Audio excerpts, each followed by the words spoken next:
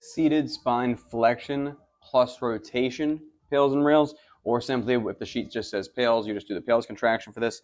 We've done seated spine flexion, or if you haven't, the seated spine flexion is right here, where I just simply wrap my arms around my legs here, trying to round forward, find a stretch in that lower part of the spine, or depending on where you lean, you can target any part of your spine here.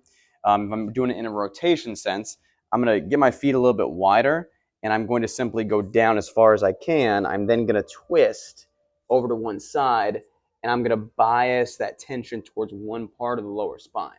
So as opposed to where I'm going forward here, I'm targeting kind of the entire linear part of the spine here. If I'm getting over towards one side, I'm typically getting a slightly different line of tension.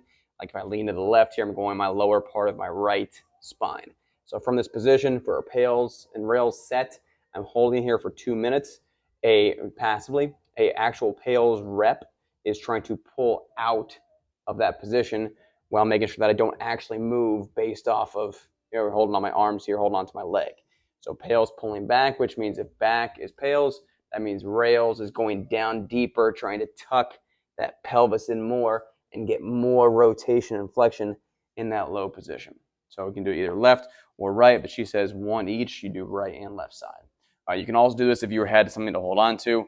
For example, if I'm back here on the rack, I can put my feet up against the rack here. Let me show you. So I put my feet against the rack here and simply twist to one side and hold on to that to get a similar stretch in both sides of my spine.